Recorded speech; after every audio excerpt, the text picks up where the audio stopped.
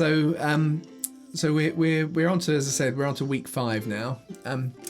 We're kind of unpacking the blessings, continuing it. We're now on to the, if you like, the beatitude, blessed are the merciful, because they're going to receive mercy. And I've kind of highlighted, there's a sort of a run between righteousness on one side and righteousness on the other. So if you think about the beatitudes, they start, I've probably put this slide in the wrong way around.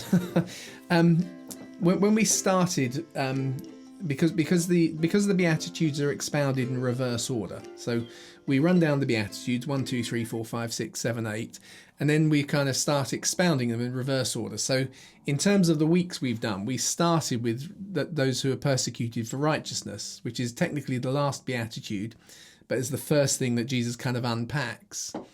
And in next week, we're going to get to hunger and thirsting for righteousness. So there's a kind of a righteousness bookend to these two things. But we've kind of run through issues where Jesus has looked at, I'm using modern language to kind of get across their relevance, that he's looked at the issues of dominance, social dominance, trying to push others down, keep yourself above them, taking them to court, getting others to gang up with you, which is effectively what taking people to court is. You can do it in the court of human kind of public opinion as well. So we've gone through those issues of dominance. We've looked at fidelity, both in terms of our romantic relationships, but also just let your yes be yes, your no be no. Don't kind of swear with complicated reasons that you get behind it, and this one really counts and that one don't. This is all to do with your faithfulness and integrity. So fidelity, sexually, integrity is the flip side of that. And tonight we're looking at the issues of mercy. So if you kind of think, hang on. And as we kind of work through that, one of the things we've seen week by week is that there's kind of surprises in Jesus's teaching. So you regularly get this thing where Jesus sets it up. You have been told, and the have you been told often has a biblical, an Old Testament kind of biblical foundation, but then there's often been, this is what other rabbis are saying, which we've been kind of drawing out. And then we get this thing where I tell you that unless your righteousness significantly exceeds, and these are the surprises.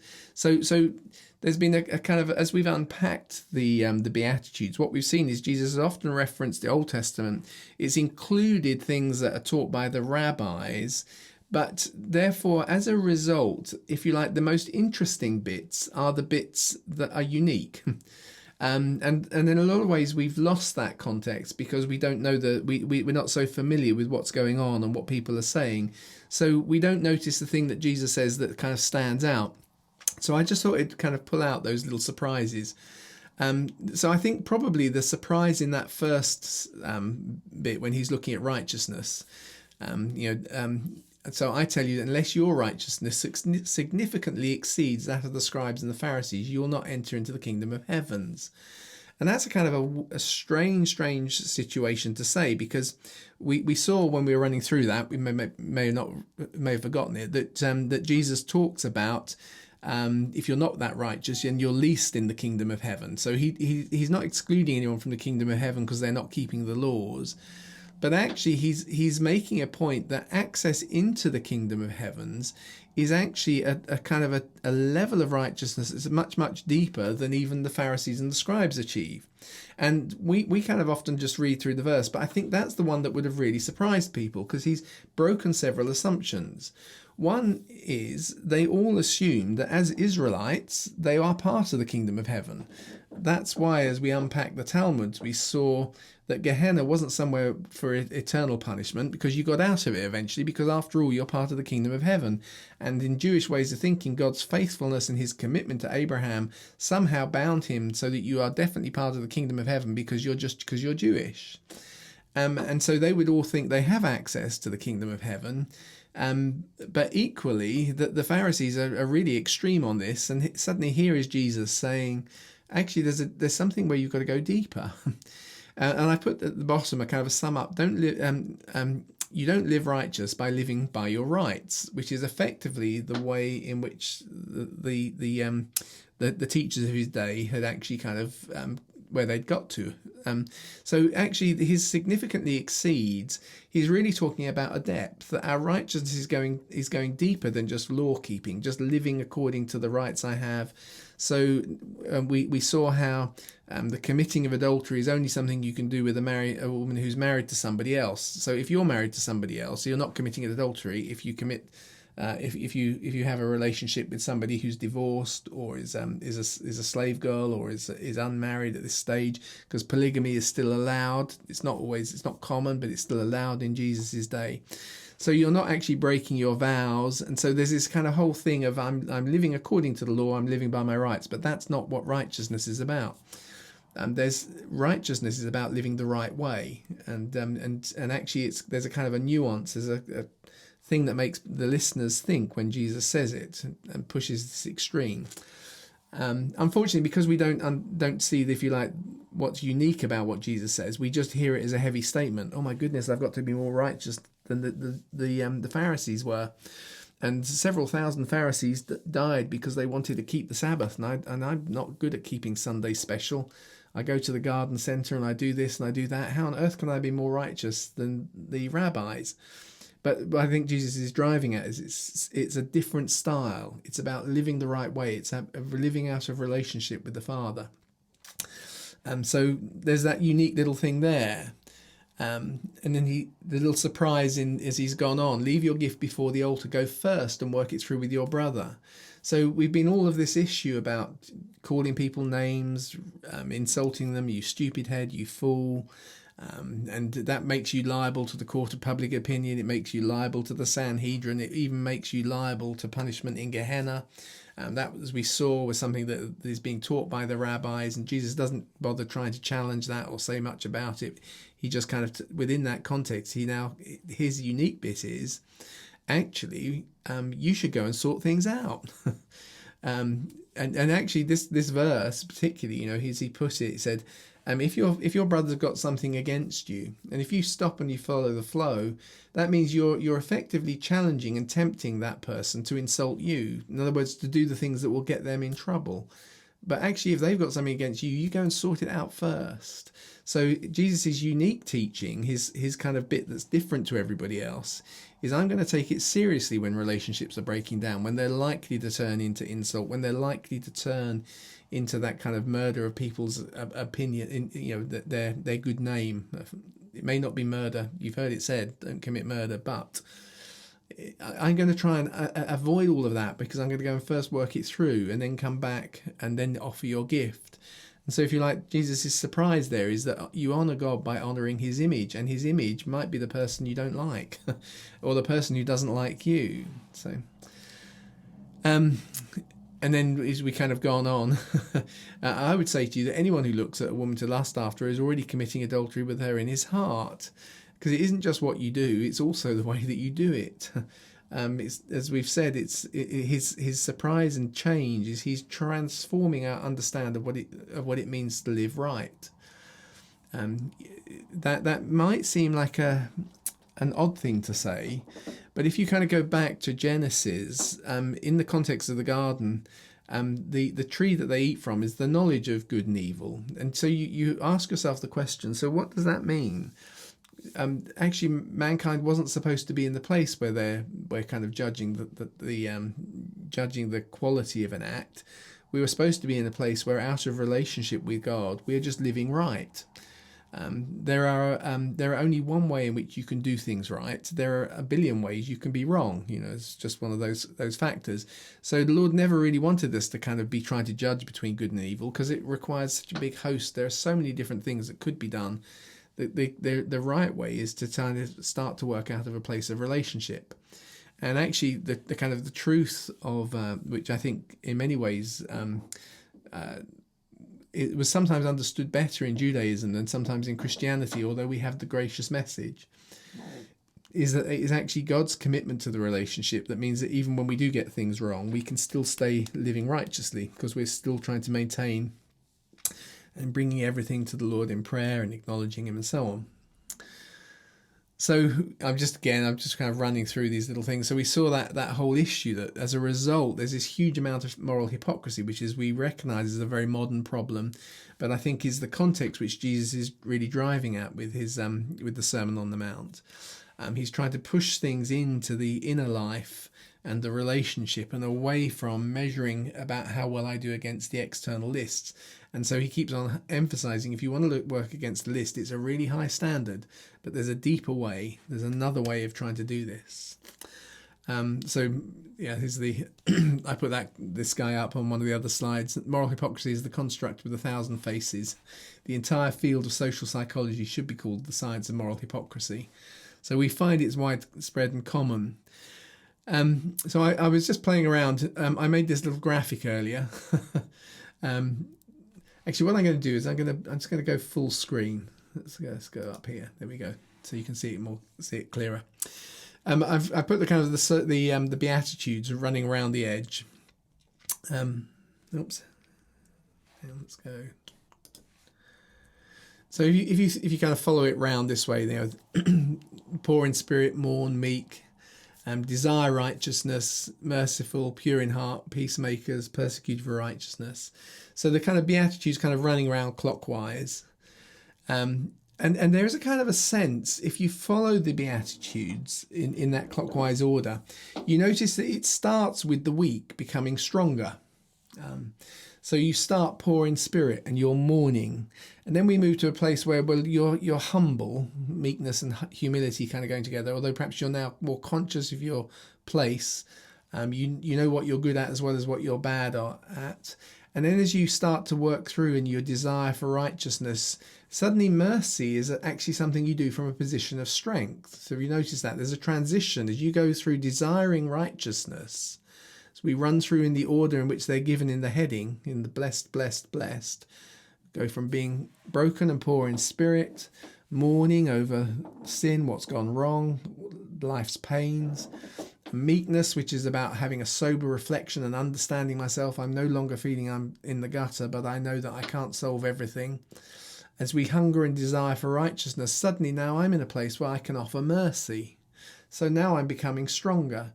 And actually my purity of heart is I can be confident in the relationships I make with people, whether it's in taking somebody into my heart in my marriage relationships, whether it's actually dealing with people in terms of business, that actually I can be open. This is now coming from a place of emotional strength.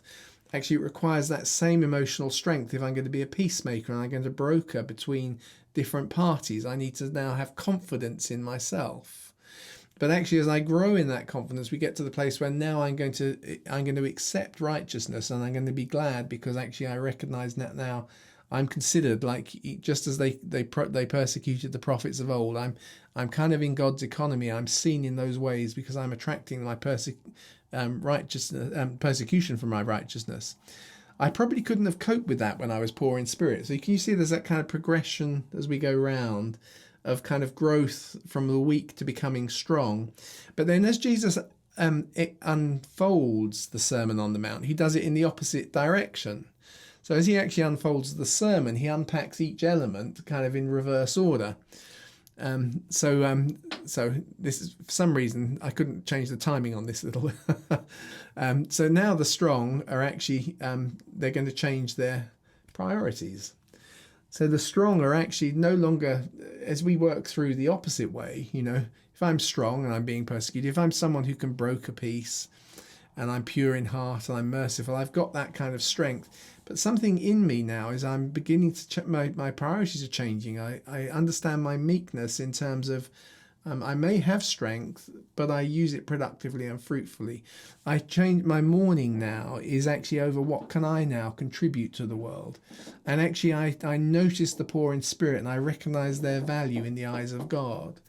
And it's just one of those things that struck me just as I've been kind of thinking about these weeks, is that actually the fact that Jesus kind of does the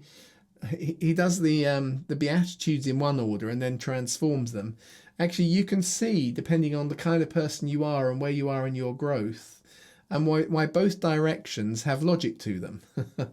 If I'm really in a powerful position, and I can go in and through the UN, broker peace between warring parties.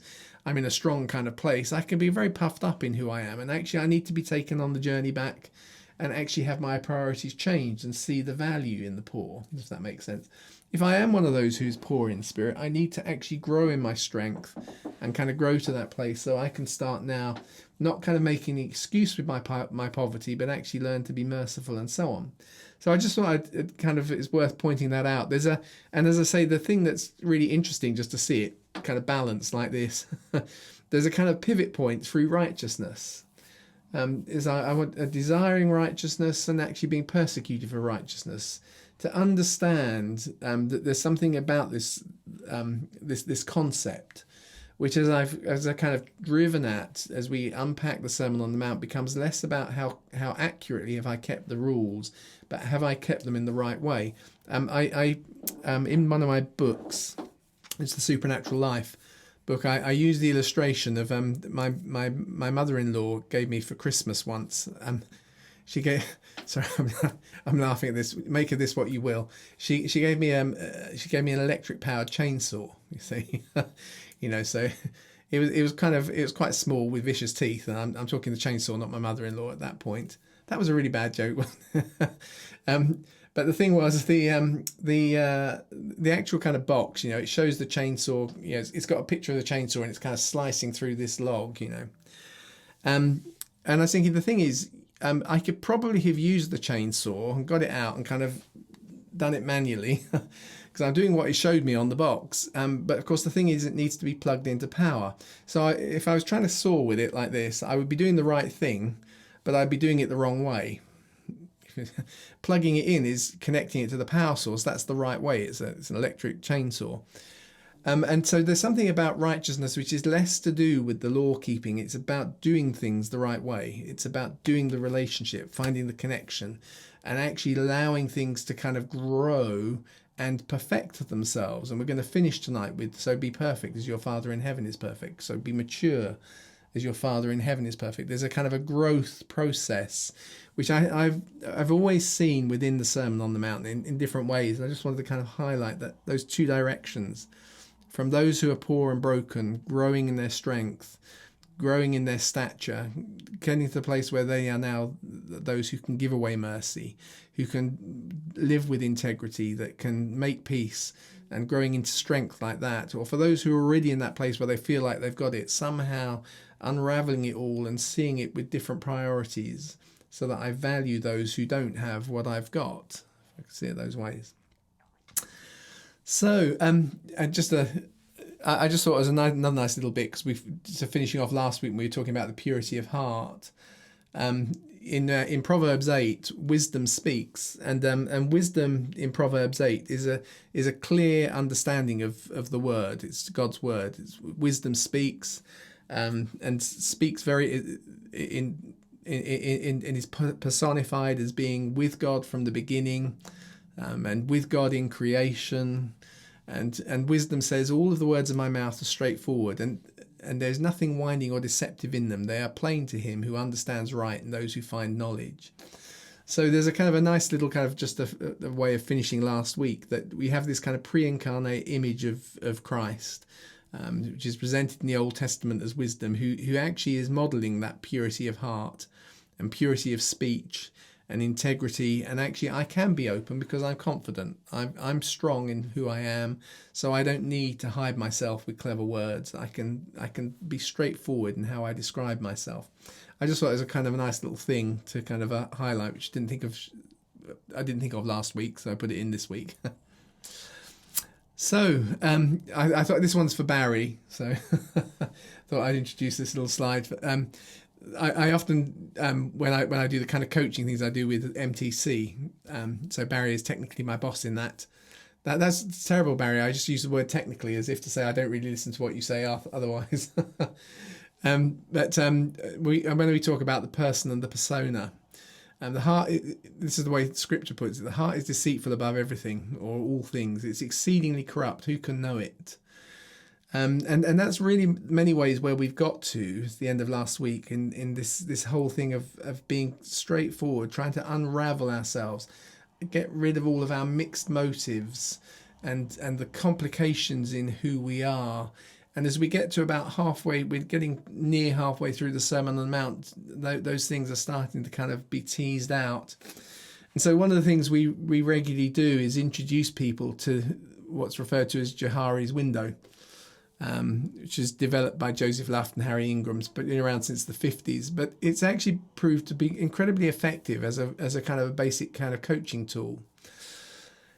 So we think about it in terms of, there's stuff that we know about ourselves, and there's stuff that others know about us. And the bits where that coincides, we think of as the arena of who we are. This is my name, this is my age, these are my qualifications. They're the public things and public discourse. We trade with those things day by day. But equally, there's stuff I know about myself which I don't share and I hide. So others don't know about it. And that we sometimes refer to as, well, in Johari's window, refer to as the facade. And actually, there are reasons why I don't necessarily share. Not all of them are bad. It says of Jesus in John's Gospel that he didn't entrust himself to everybody because he knew what was in people. Now, you can read it, unfortunately, in the Greek two ways. It could mean that Jesus didn't trust himself to anybody, or what I think what is more likely is often the way it's probably more accurately translated is he doesn't kind of make, he's not, Jesus' confidence in who he was still doesn't mean that he just basically kind of gives away everything of who he is to absolutely everybody, because he understands that people aren't always, they don't always have your best interests at heart when they manage what you give them. So there can be good reasons, but equally, most of the time, we hide what's in us for levels of hypocrisy, which is, of course, what Jesus has been addressing as we go through the Sermon on the Mount. You're saying it's like this, you're keeping the law, you're presenting as that, we're thinking about that issue of moral hypocrisy being so endemic right the way through society, not just in church, but everywhere. And because there's things where we always want to be seen as better than we are. And actually, if we're really going to get to a place of righteousness, we're going to have to start unraveling some of that. And then, of course, there are things that aren't known to us, but they are known to other people. So actually, when they're known to us, when they're not known to us, but other people see them, we refer to it as our blind spot. That of course is a very common experience with people, and it's partly why we work out our faith in community, because other people will help you. Marriage is incredibly good for knocking corners off you. I am undoubtedly a much nicer, more rounded person simply because of my wife, and her integrity in telling me when I do things that I don't realise about myself. I find it really, really frustrating. In fact, it makes me very cross that she often knows when I'm kind of deliberately being obtuse about something. But I'm not going to tell you what that is, because obviously I don't have to entrust myself to absolutely everybody. But that's why we do these things together. But then the bit that I really hope comes out, and I really do think the Holy Spirit works on, I think it's part of the context in Romans, is this whole issue of he understands us. It says, actually, if I read, I wasn't going to do it, but I'm just going to quickly read you. I often use verses from Romans 8 because it's very, very good on development. But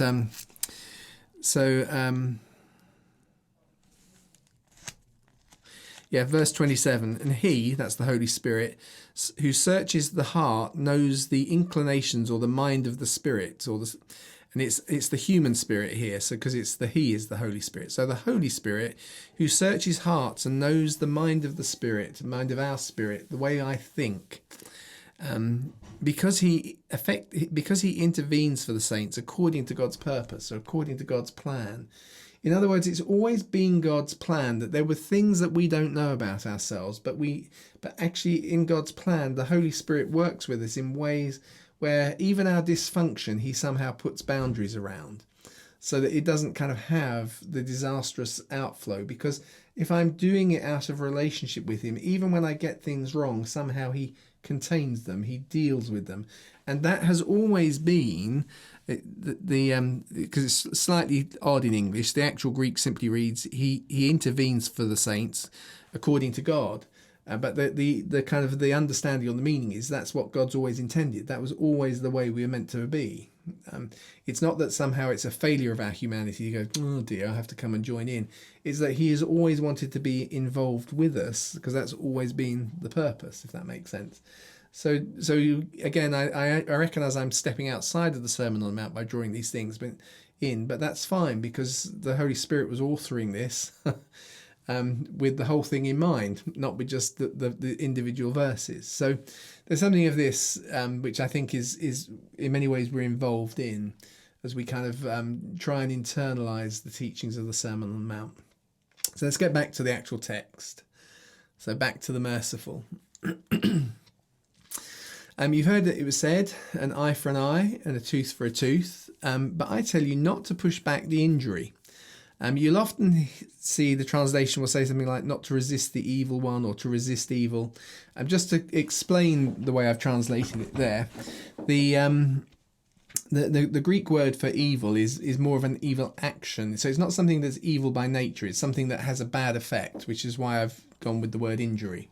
So injury is a perfectly fine thing, because an injury is a bad effect. But I think the trouble is by sometimes just translating it as evil in our abstract way of thinking in English, we see it as kind of intrinsically evil. It's not. It's an actual thing, and so the resist is, there's something about resisting back as part of the Greek word, which is why I put push back. So actually, what Jesus is framing here, you've heard an eye for an eye and a tooth for a tooth, but I'm going to get right back to this. Something happened. I was injured. My eye got taken out, and I'm telling you not to push back. You see, it's kind of giving it a much more immediate sense, the translation, hopefully. And if someone slaps you on the right cheek, turn the other to them as well. And it's interesting because, just the phrasing here gives precedence to what Jesus is teaching over what was originally written. Of course, what was originally written is the Ten Commandments. And you think, well, it doesn't get more foundational than that in the Old Covenant. So we're really hitting at this issue of, is righteousness doing the law the right way? Because he's saying that's the rights that are established in law, but I'm saying to you, don't. I'm saying don't. Now, it's not that it's about a moral failure if you don't. This is about those who want to grow in the likeness of Jesus. It's those who want to go up the mountain. It's those who want to understand the benefits to society of living the right way, doing the right things the right way.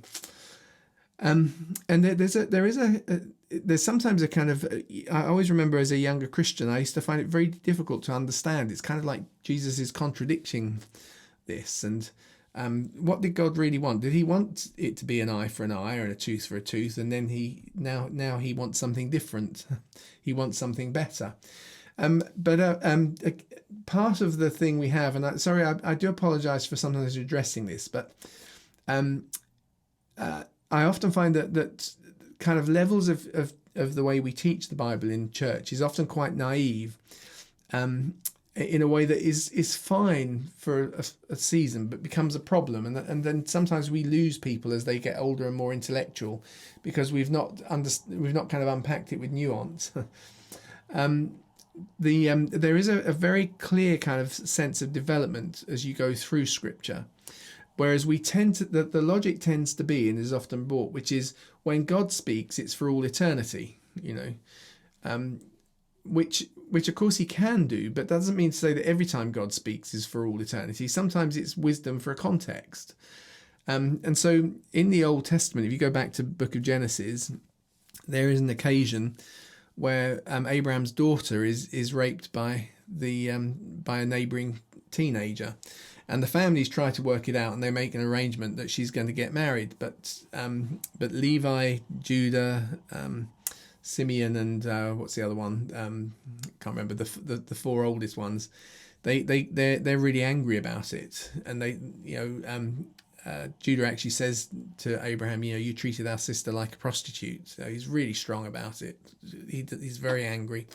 And in their anger, although everything's been sorted out, they wait for people to have had a bit too much to drink, and then they murder not just the boy, they murder the whole family and all of the servants as well. And so when God comes and says an eye for an eye and a tooth for a tooth, what he's doing is establishing a limit to justice. If you see it that way, and the direction is, here is God's people who he's doing amazing things with, and whose stories are an inspiration through Scripture, but their standard is you take my eye out, I'm going to kill your whole family, and actually he's got to somehow bring us back, and so he brings in a sense of law which is just and balanced. And we should never ever, just because Jesus says, now I'm telling you don't push back, I'm going to talk to you about how you operate with mercy. We don't make mercy the law. Mercy is a personal response. When you make mercy the law, it stops being mercy. I put it that way. There is no forgiveness if the law hasn't established that my eye is worth an eye. It's only because the law establishes that my eye is worth an eye that I can extend mercy. Otherwise, it's kind of like, he poked my eye out, so what do you want us to do about it? What's the problem with that? The universe is a big, cold, hard, empty place. There are billions of stars. There's loads of space. When you're worried about your eye, you're not even going to live that long. We can dismiss it. It's only because the law establishes the value and says, but actually its value is this for that, this for this. And I was always very profoundly moved by a series of 6 programs done in about the mid-90s on ITV, which was all about revenge. And all of the stories, I think I may have mentioned this when we were doing this series, all of the stories were someone who's been totally let down by the law. And so they take the law into their own hands. And the problem is, if you remove the idea of an eye for an eye as being a sound, fair balance, then actually you betray people in one sense, because while I can tell you that forgiveness is a better thing, as I watched the documentary, I understood every single person who'd done what they did, as they're often now in prison, and they tell their story and just how they were utterly failed because the law erred on the side of the trivial. And where the law ends up giving someone who behaves most appallingly and causes deaths of several children, and there's deliberate misdemeanors in the act, and yet they get a couple of years and get let off because of a technicality, and they're walking free. And in their anger, someone takes into their own hands. And so there is something really important from a social point of view of not saying, oh, we don't need an eye for an eye and a tooth for a tooth. I don't like the death penalty because of what it does to the society that does it, but I still believe a life is worth a life. Does that make sense? You can establish the law, and then you can operate with mercy within it. You caused this, and so you ought to pay it back. You took a life, your life ought to be taken. Because we have that as a standard, I can now be merciful. Once you've removed that standard, say, well, we'll just work it out. Let's see. Why don't you pay them some money? That kind of thing. It doesn't go that way. So anyway, this is a bit of a digression, because I wanted to look at the psychology, but I just wanted to put the two into context.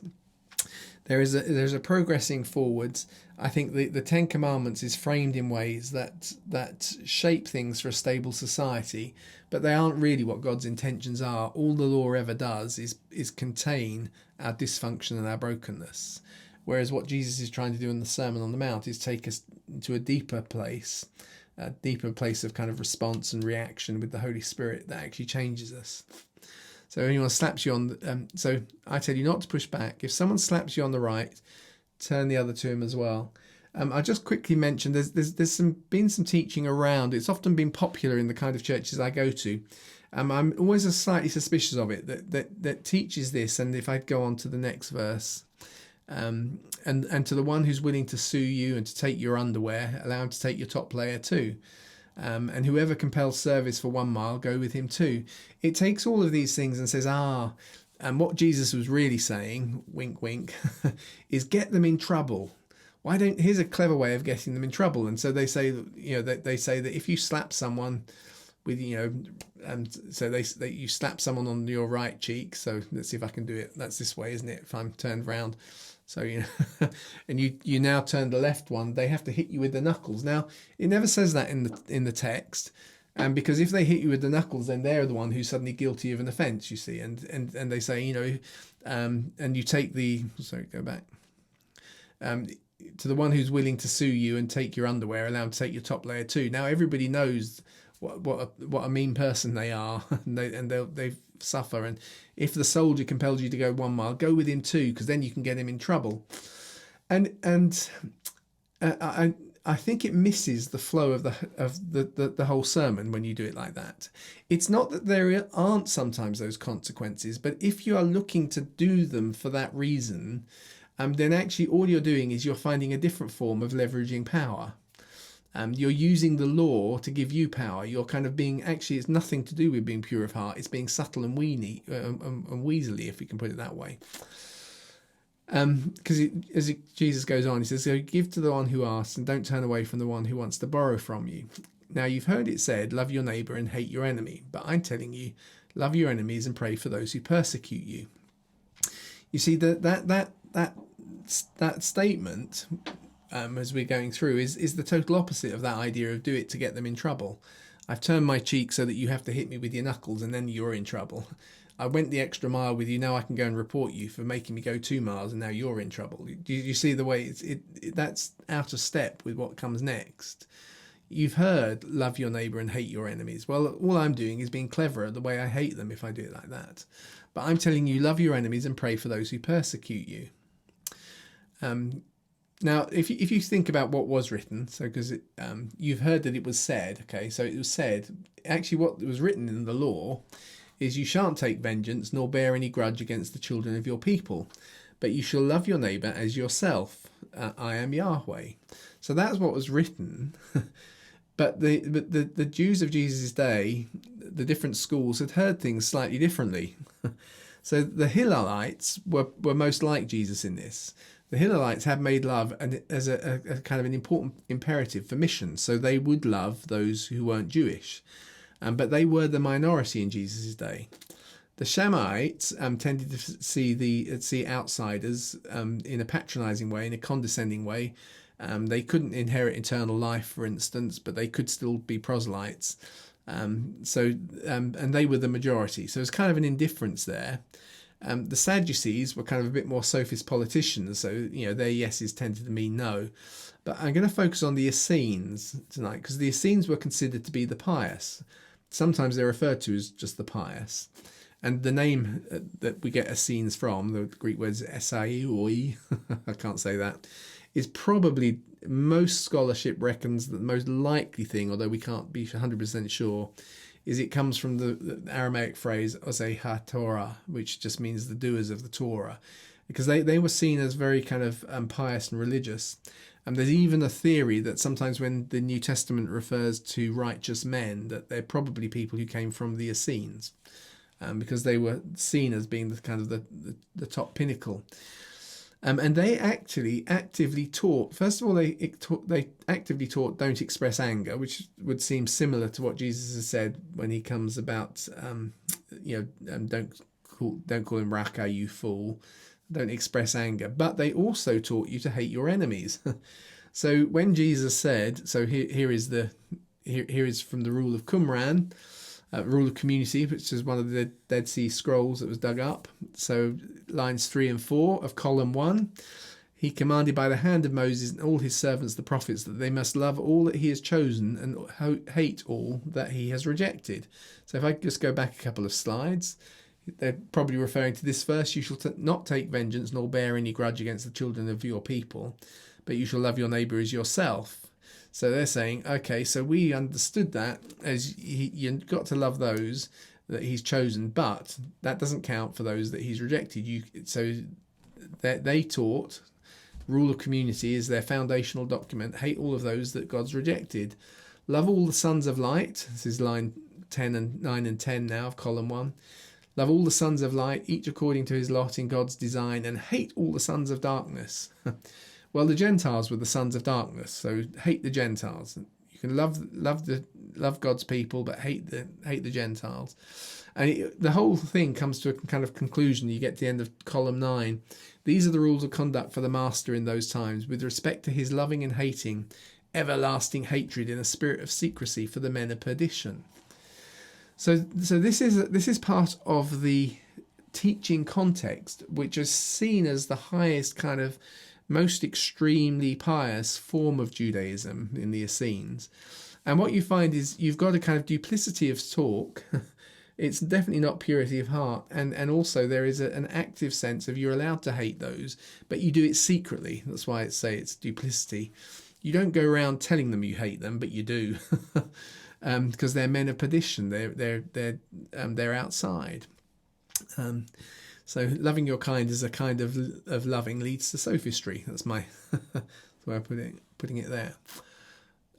So there is some kind of confusion in this whole process as Jesus comes in and tries to set his standard. And so he expounds with this idea.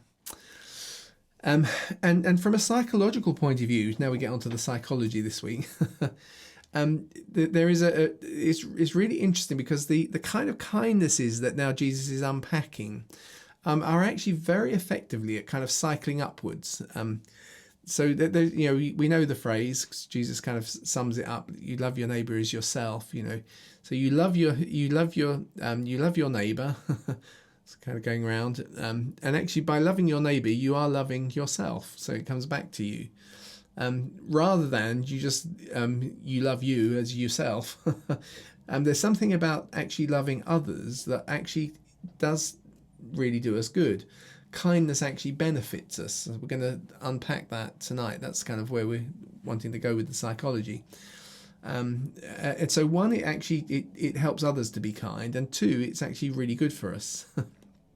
But we'll go there. We'll get there in a second. I just want to finish off with some of the text first. So I'm going to say to you who hear, love. This is Luke's context. So Luke sums up the teaching that we find in the Sermon on the Mount as the Sermon on the Plain. We touched on that in the first week, that Jesus is probably continually going through this teaching through this first kind of itinerant journey with his disciples.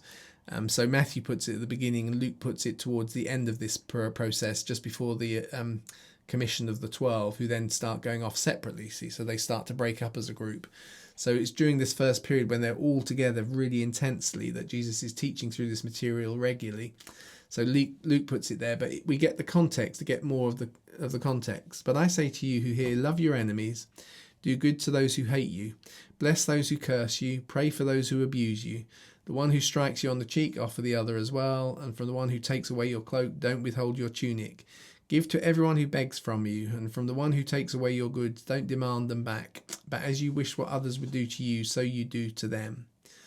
And Matthew puts that concept at the end of the Sermon on the Mount, and we're going to look at it in the last week, because it is in many ways it is the pinnacle of the Sermon on the Mount, and it has massively interestingly researched implications. We know it so well. As you wish others would do to you, you should do that to them.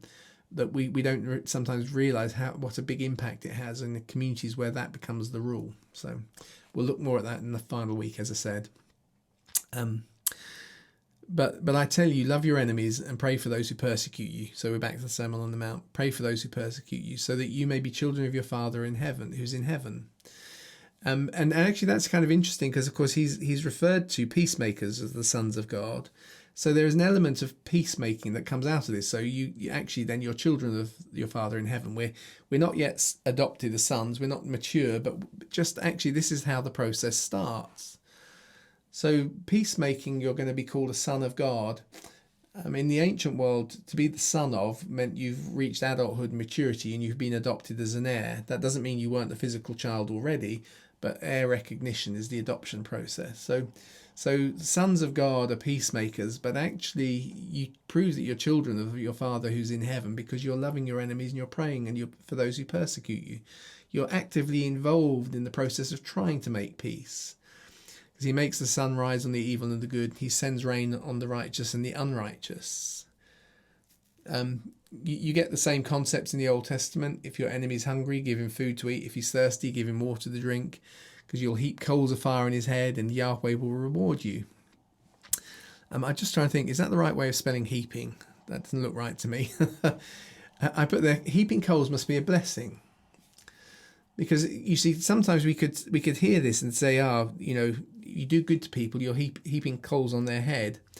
But it's interesting because Paul actually uses the phrase as well.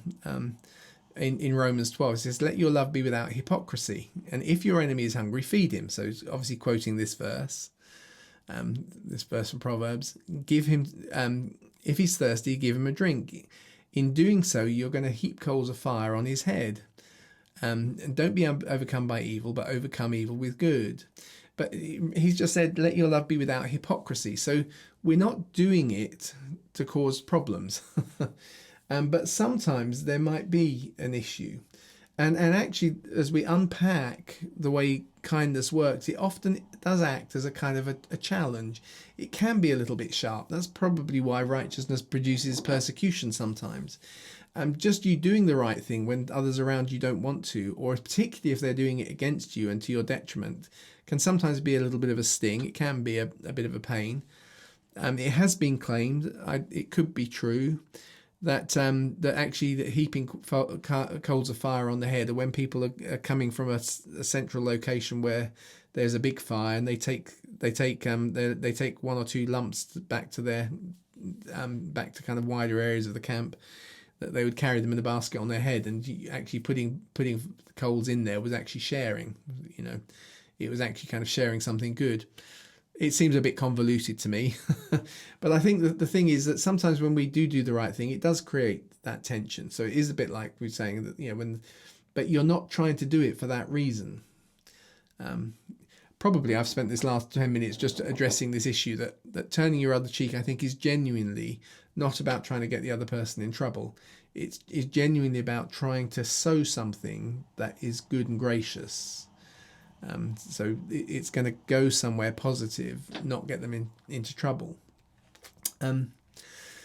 So I just thought we'd had to spend a bit of time this evening just to kind of unpack the sort of the foundations of how prosocial behaviour grows. This is only one of literally hundreds of researchers, but I came across Paul Zak and he's rather flamboyantly referred to as the vampire economist. He started out as an economist. He's ended up doing a lot in the areas of psychology, but he was called that because he used to take literally with injections take blood from people while they were in various contexts, particularly in their workplace. And he was one of the people who first demonstrated a very clear link between kind of very positive relationships and how they work between oxytocin and trust. And his work therefore had a very kind of big impact on businesses in terms of their bottom line. So he kind of researched hundreds of companies literally going in there with permission, with injections, seeing people go through situations, zooming over, taking blood from them. You see how complex these things are, and then measuring the hormone mix in the blood, and very, very solidly demonstrated a relationship between oxytocin and high trust environments, where people trusted each other and felt safe, and actually angst had gone down. So as I said, there was a real kind of financial impact from his research, because he noticed, for instance, that actually in high trust environments, you had 50% higher productivity, you got 40% less burnout, 106% more energy. These are self-reported, but you can normalize them, so you can compare one person with another. You experience less stress, 74% less, and 20% higher life satisfaction. And those kind of tended to have real kind of follow through. So you get more productivity out of people. You actually save costs in terms of turnover. People stay longer, and so on and so forth. So of course there was a lot of money put into the kind of research he was doing because it had big impacts. And actually, as you kind of if you look at actually the issue of stress, Stress, as we've touched on before, as you take these first two, high stress is a potent inhibitor of oxytocin. This is why I'm kind of relating to it here. So because we're going to look at the role of oxytocin, really, we're going to unpack how it grows and how we make oxytocin and serotonin work for us, and we work with our biochemistry to actually bond and build strong relationships. But basically, high stress, which is triggered by cortisol in the system, we need moderate stress, but high stress actually inhibits oxytocin. So it makes it difficult, and that makes it very difficult to trust people, because we're going to see oxytocin, one of its impacts, one of its effects, is to make us more open to others. So high stress actually closes down our openness to others. It says there, it's common sense. When we're too stressed, we don't want to work with others. And whereas moderate stress, on the other hand, actually promotes it. So when you are, when you get a little bit of, you have a challenge, you get a little burst of oxytocin.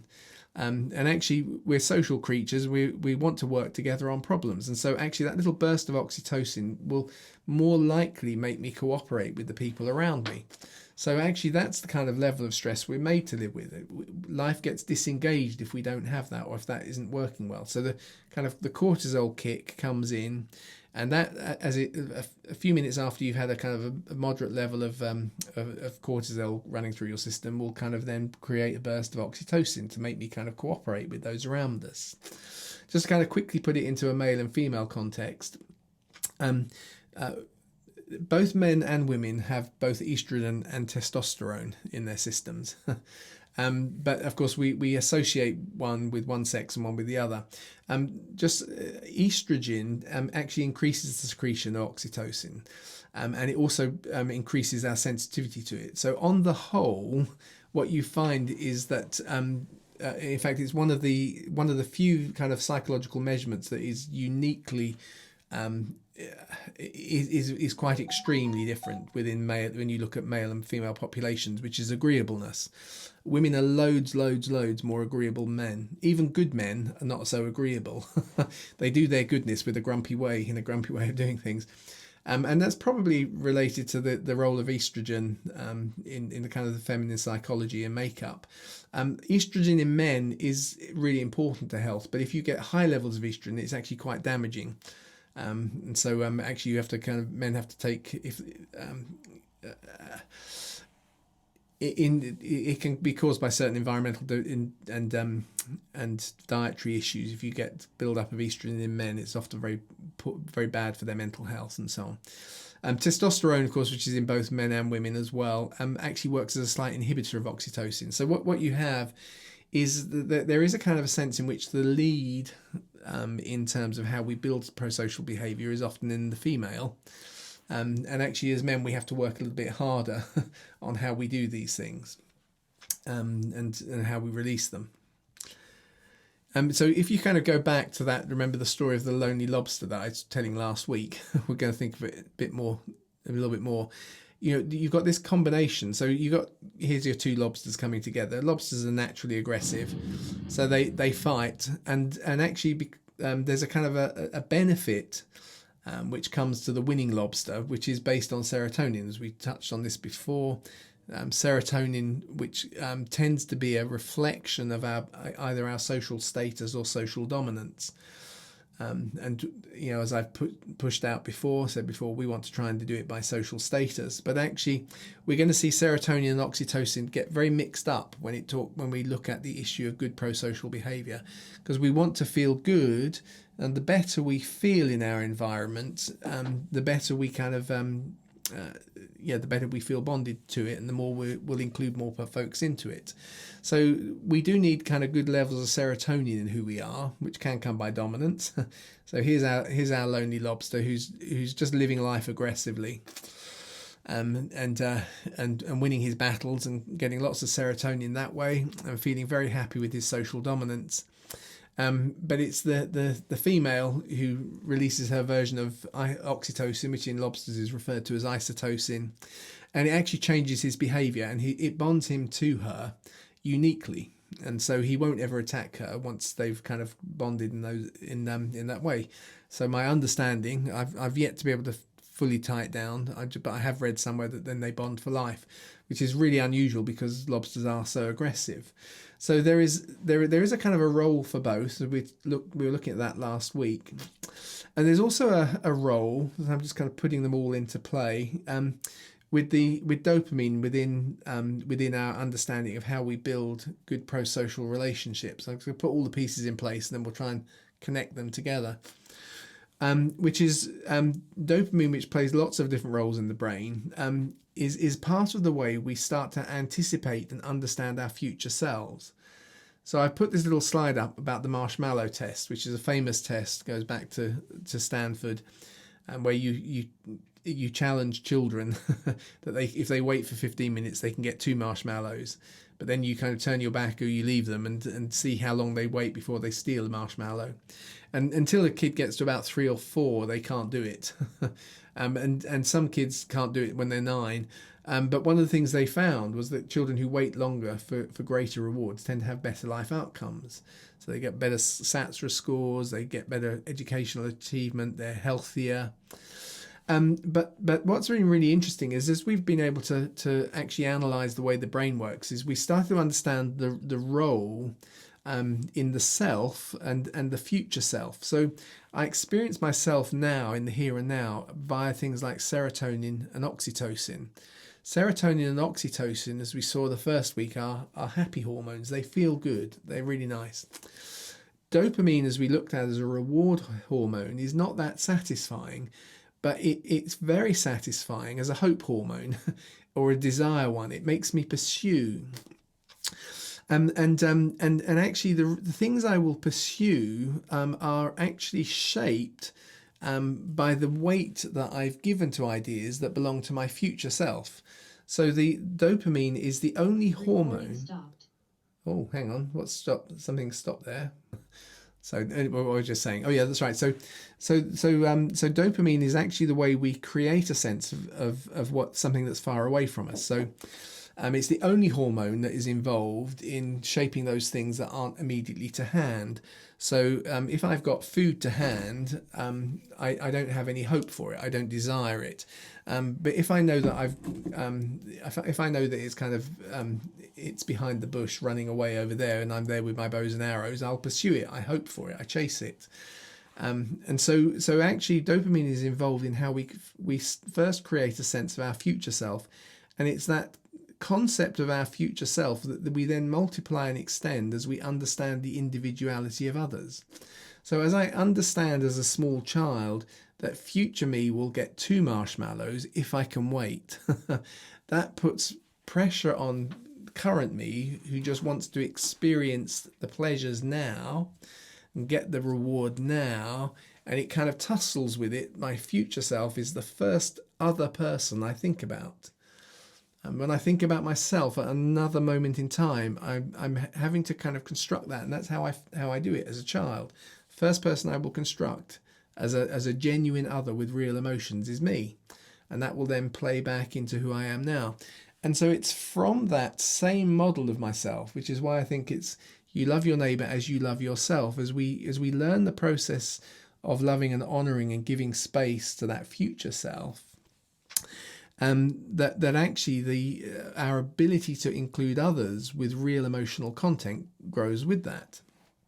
So anyway, coming back to Paul Zak, his demonstration of how hormone responses can be built together to produce lasting trust can be extended to explain kind of how prosocial behaviour grows. And really key is the concept of unexpected kindness and vulnerability. And those are 2 concepts. If you think about the words we've just read from Jesus, if someone strikes you on the right cheek, so you're vulnerable, turn the left to them as well. Vulnerability, I've just made myself vulnerable. Vulnerability is actually something that is right at the heart of it, the start of the process by which prosocial behaviour grows out. And unexpected kindness. They make you go 1 mile. You've got to do that because that's the law. But then I say, do you know what? I'll go another mile. I'm heading in this direction. I'll give you a hand. I put that, when we had that slide up, I had the little picture of the Roman soldier, because it was the Roman soldiers who could make you carry their pack, you see, a mile. And suddenly it's totally unexpected. I'm an occupying force, and suddenly, out of kindness, you're saying you're going to carry this further. Because it has a really interesting impact on us from a hormonal kind of point of view. Oops, went the wrong way. So I'm going to do this little story, which we use quite often in MTC. So as I say, it's for Barry's benefit.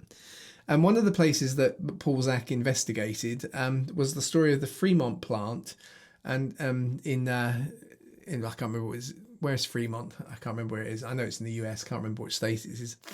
So in 1984, GM had to close their Fremont plant because it was considered to be the worst workforce in the United States.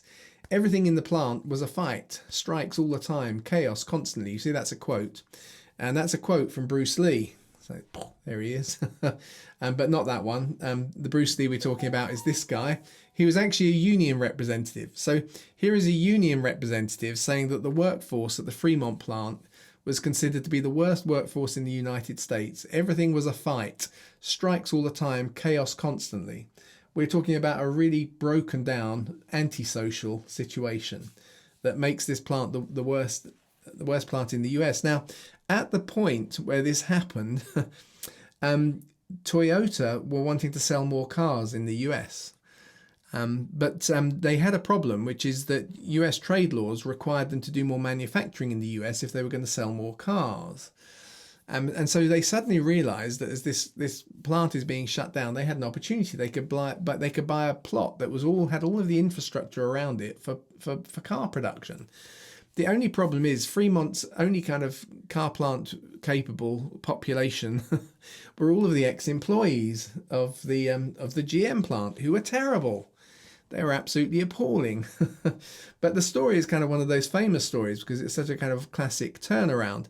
Using a little process which they referred to as Kaizen, which is layer by layer, putting these changes down, they actually transformed the Fremont plant into the NUMMI plant, which is actually the most the most efficient or most productive car manufacturing plant in the US within a few years. So just within a few years, they had taken the worst workforce and they had transformed that into the most productive.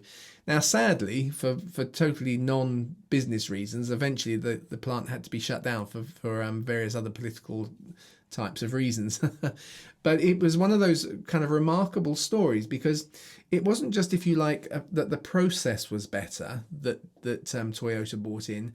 They actually transformed the kind of the sociability of the workforce that they were there at. And so they were actually one of the places that Paul Zak has gone and done a whole load of research on. And so he kind of stretched his understanding, and you can kind of illustrate it from the NUMMI plant, things that take oxytocin and somehow consolidate them into who we are in ways that actually make us more prosocial. And so he then kind of forced it into a little acrostic on the word oxytocin.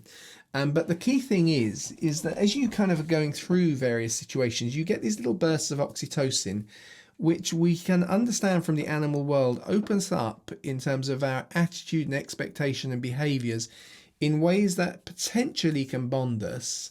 And then what we do is we try and use what we sometimes refer to as the here and now hormones, which is everything other than dopamine, because dopamine is the one that focuses on the future.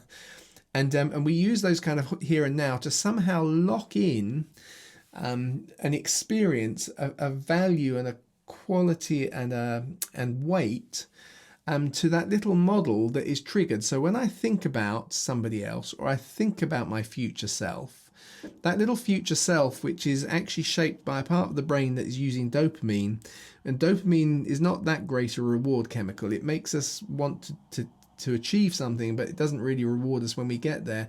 I need to lock in the experience that I have from things like oxytocin and serotonin in a way that my brain can remember it in terms of the neurons, not just the chemicals.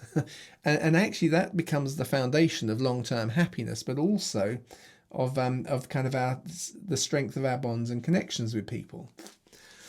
So hopefully I'm explaining this well, because it's quite kind of complex the way that different things interrelate, and I've got kind of used over the last few years to playing with things like neurons and, well, not playing with them, but talking about things like neurons and hormones and so on. But to kind of give you a good example from last week, when we're pursuing something because our dopamine is driving us to pursue it, and then we achieve it, there is always a letdown if we're only focused on the pleasure we get from dopamine. So in other words, the pursuit is more fun than the actual attainment. And people who get addicted to things like sexual experience, for instance, we're looking at how it actually really messes up the kind of the hope hormones, which engages us with the world and so on. You get these most appalling sort of stories where actually it is reported back scientifically that people who are addicted in those ways, they're actually already thinking about the next pursuit while they're in the process of lovemaking with somebody that they've just captured. But that extreme is actually quite common in just the everyday. If I want to buy something, it feels exciting when I think about buying it. Almost the moment I get it, I actually get a drop in my dopamine levels, because the dopamine that I've been using to chase it is no longer there. And so although it's a hope hormone, it's not that great, and it drops as soon as I've achieved it. So in actual fact, the way I consolidate when I've pursued something and caught it is I actually have to kind of do so by fully experiencing and fully celebrating and fully mentally recognizing. If I don't mentally recognize it, I can't attach it to those versions of me, whether that's other people like my parents or my friends, those little models that I build using dopamine as future ideas or abstract ideas that are out there.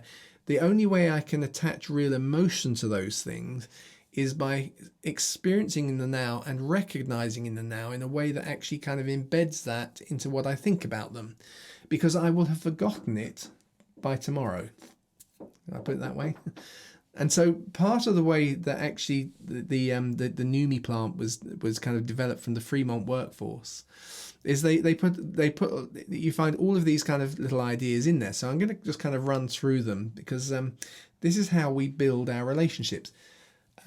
Every child when they're born is flooded with oxytocin, and they bond with the mother, and the mother gets hit with oxytocin, and the experience of going through childbirth, if the father is there, they get peaks of oxytocin, and so they start to bond together as a family. And so as we saw with the lobster, the lobster initially just bonds with his mate, and then she lays eggs and he forgets about them. If he sees one of his offspring, he might well fight with that one and eat it. But actually, because we're slightly more sophisticated, we start by we bond now with the family.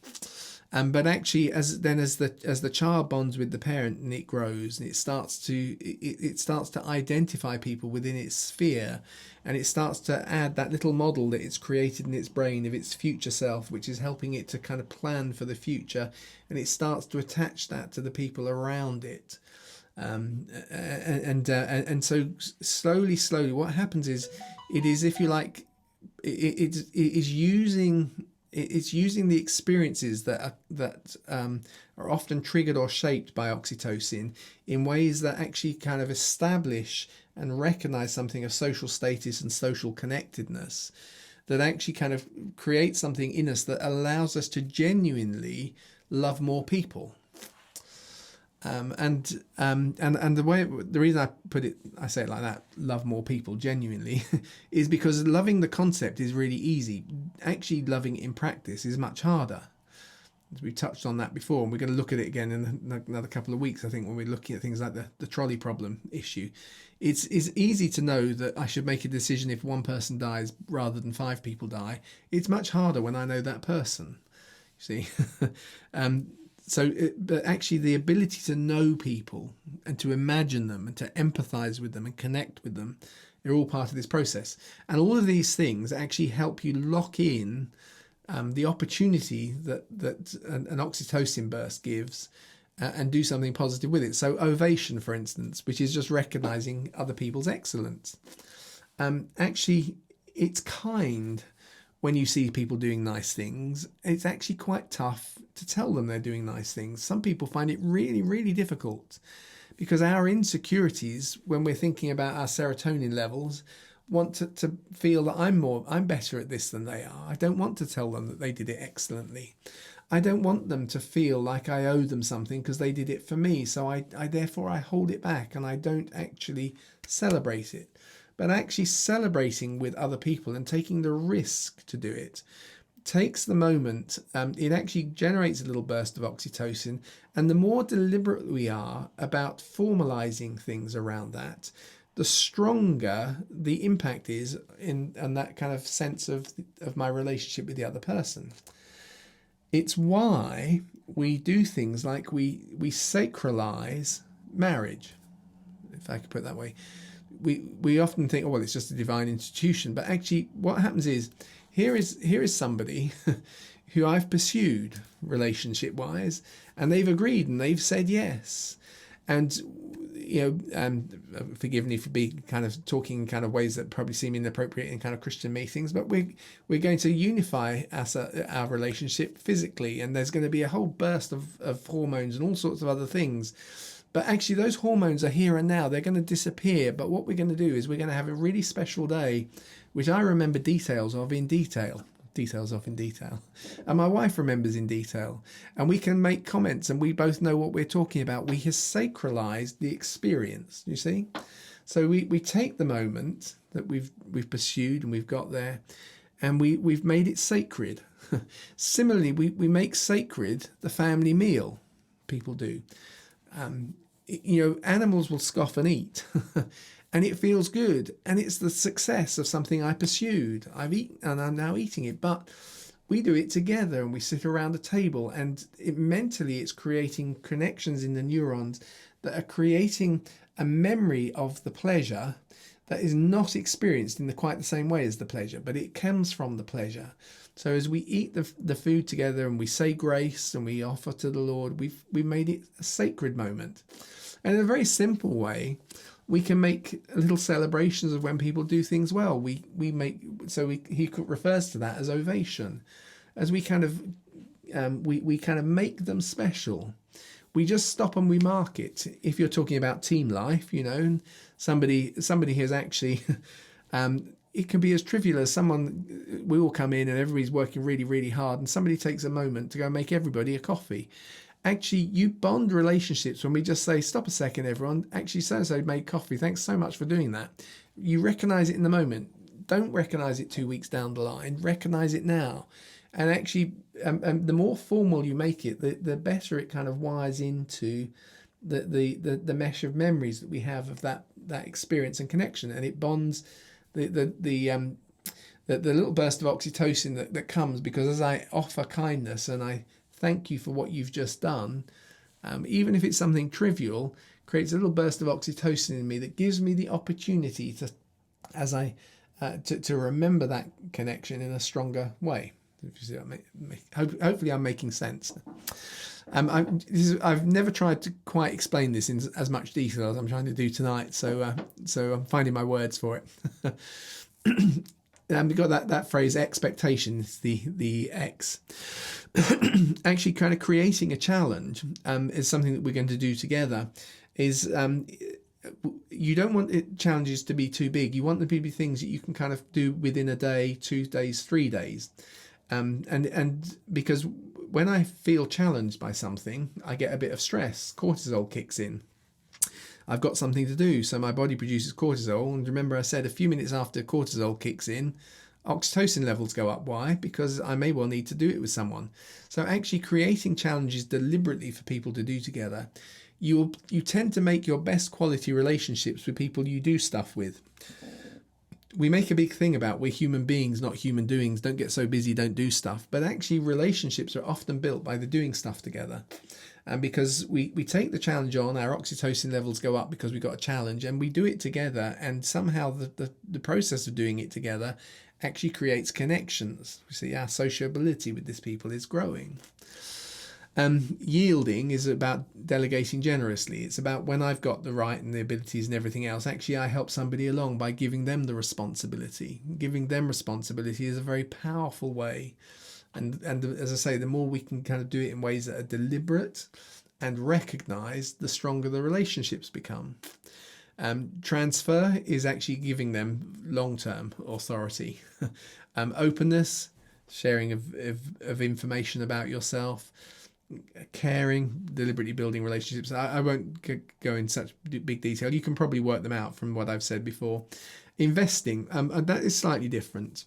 We'll think about this one when Jesus talks about where your treasure is, there your heart will be.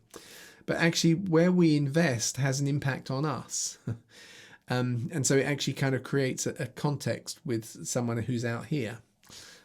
I will care for somebody and I will remember their details if I've given them money. It's just a fact.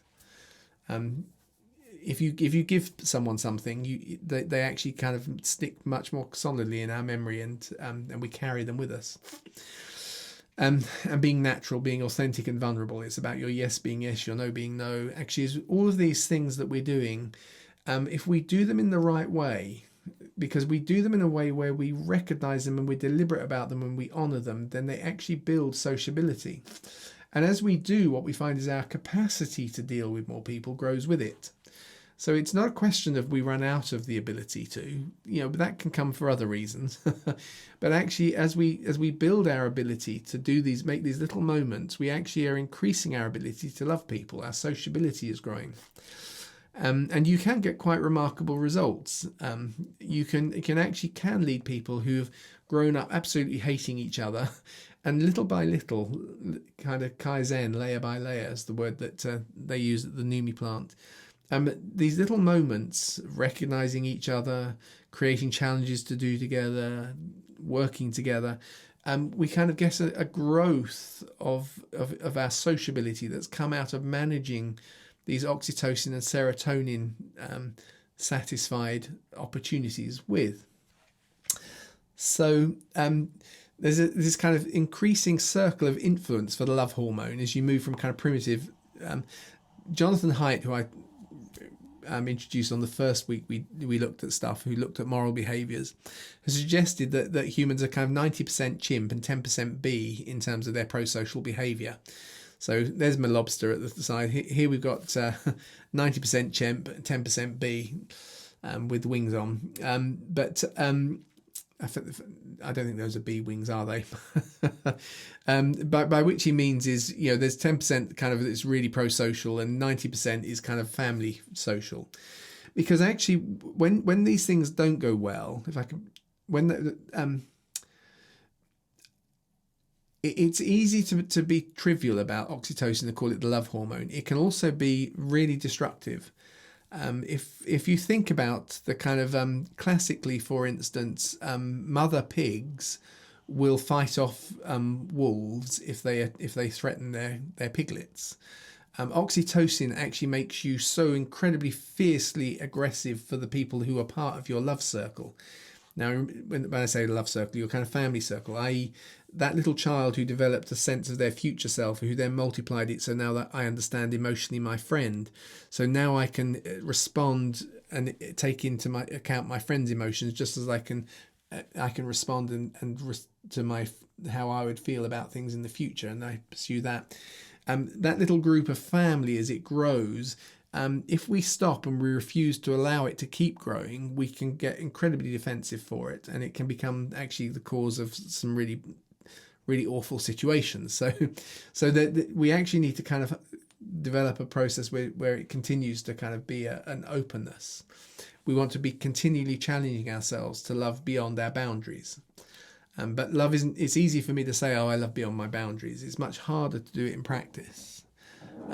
But there are ways, and the ways I do it are by doing those kinds of things that will produce oxytocin and serotonin moments, and then celebrating them as they come along. And what I find is that suddenly I'm including somebody I wouldn't have intended to, because it's out of the overflow. I've got enough for them as well. And that's probably worth saying is it works in both directions. When I'm feeling antisocial, The people I love, I will exclude. When I'm feeling social, I have an opportunity to include new people, which means that there's always the possibility if I include someone in my love that I didn't intend to. And so I keep on growing, keeps going out, out and out. I would modify Jonathan Haidt's kind of model of 90% chimp, 10% bee.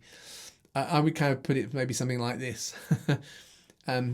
To be human, to be 100% human is to be 80% chimp, i.e. we're tribe-ish. We will support our tribe. But chimps will kind of kill somebody from another tribe. 15% bee, i.e. we're kind of colony-ish. If they're the same, if they're human like us, we also love them. But there's 5% of us angel, which is genuine altruism. It's genuine whatever. This is just a kind of finger in the air, kind of rough way of talking about it. It's not really scientific. But what I suppose I'm driving at is that actually from being a child grows and becomes a tribe, and then if they've done that well, they can actually produce the sense of a colony around them.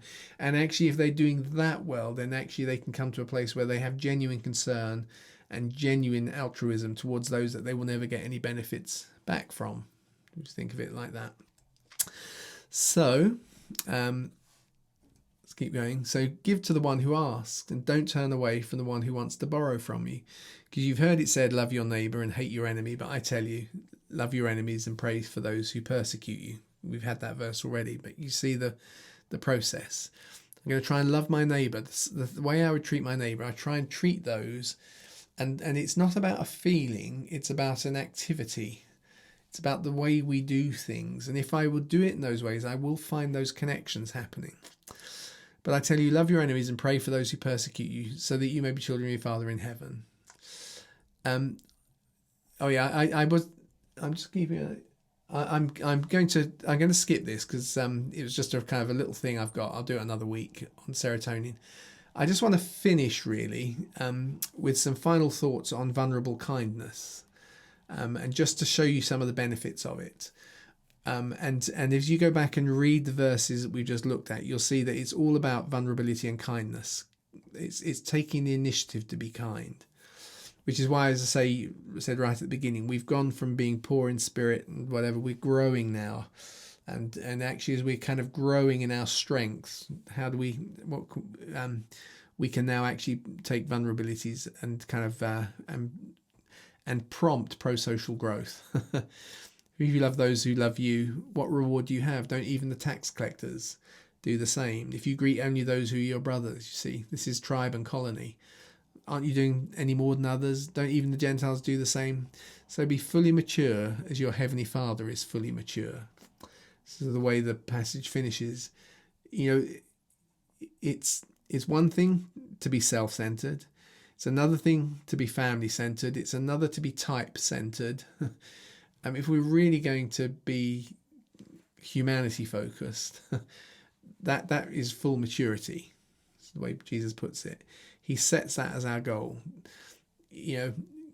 Sure, there are limits. We've all got those limits. Some people are better than others, but actually let's not put a limit on it. Be fully mature as your Heavenly Father is fully mature. So I'm just going to run through these 7 benefits of kindness. You can probably come up with more. I've found 7. I've thought of 7. Some of them I looked up on various things before doing tonight. Psychologists have, so kindness makes you feel good. So kindness makes you feel good, reduces stress, it eases anxiety, which can seem related to stress, but I've got 2 different things for it. Kindness is also good for your heart. Kindness prevents illness. It can actually help you live longer, and it's contagious. So just to run through those things. So psychologists have identified that a state of euphoria, there is a state of euphoria that they call helpers high, when people do things altruistically, when they do nice things for others, which produces serotonin and endorphins in the brain. So to do things for others, you're going to actually kickstart in them, because you're doing it for them, a burst of oxytocin, and as you do it yourself, you'll get that. But in addition, it also produces serotonin and endorphins. Endorphins are natural occurring morphine, so you're getting a morphine high when you help other people. And actually, as I say, because of the nature of happy hormones which come and go, it's the way we mark it, it's the way we celebrate it that has the long-term effect. But actually, there's the thing called the helper's high. We're more likely to celebrate those things and remember them.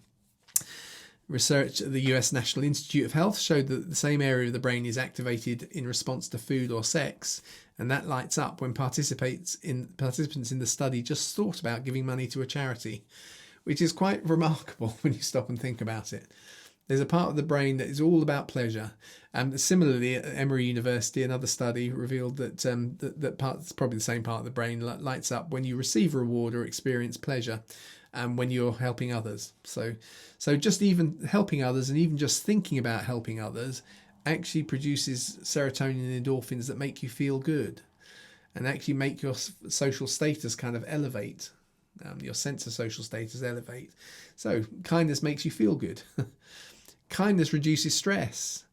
According to a study on the effects of prosocial behaviour on stress, I could only find a little quote from this because the web link that took me to the paper wouldn't let me open the thing, so wouldn't let me open the paper. So I got the quote from it. That's all. Affiliative behaviour may be an important component of coping with stress and indicate that engaging in prosocial behaviour, which is, they describe action intended to help others, might be an effective strategy for reducing the impact of stress on the emotional functioning.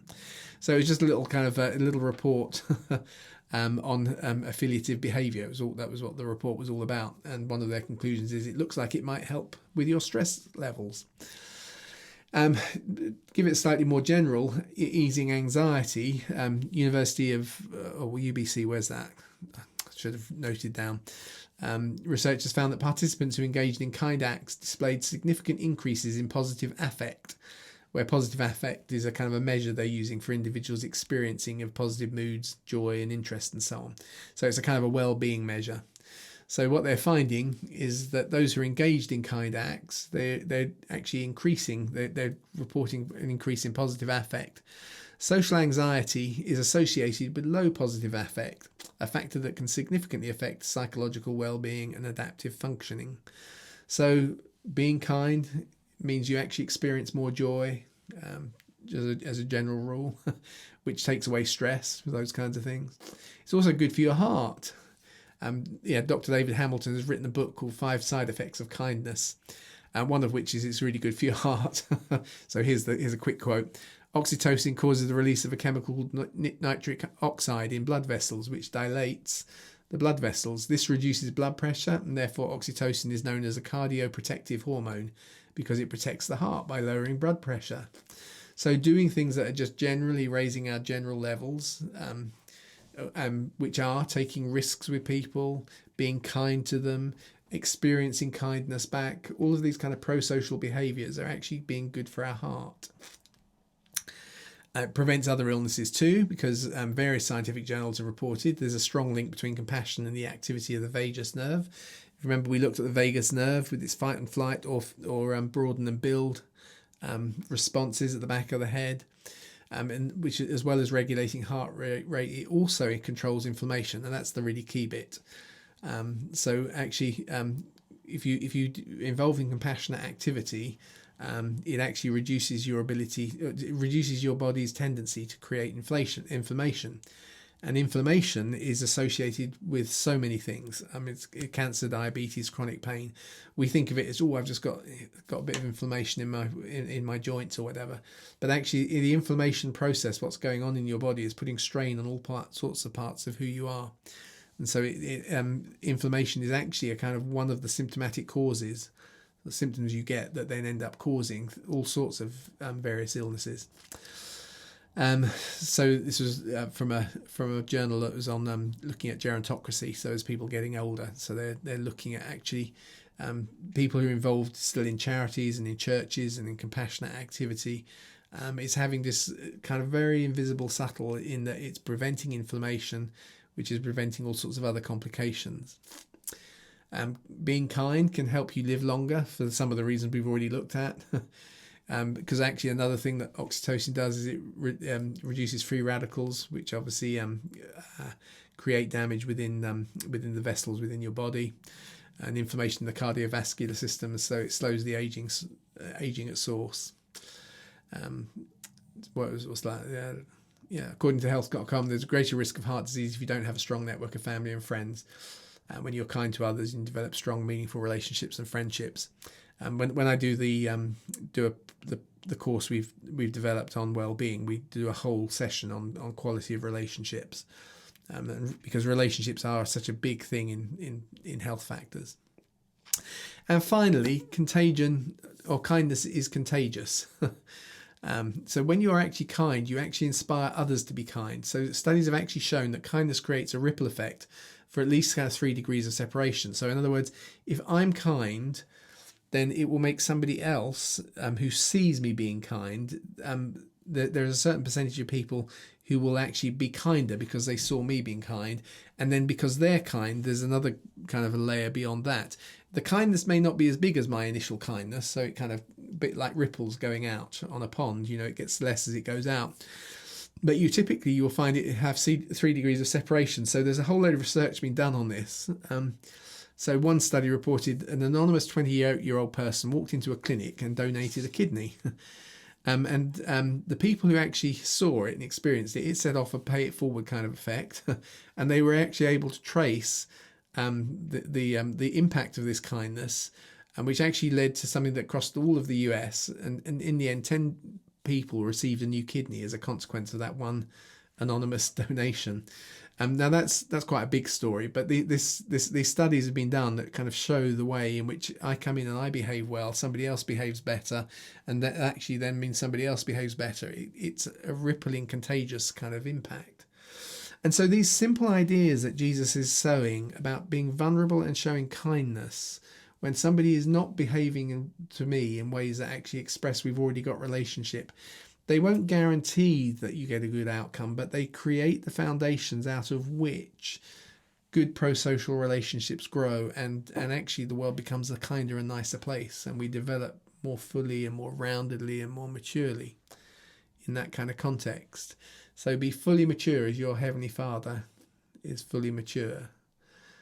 So that's this evening.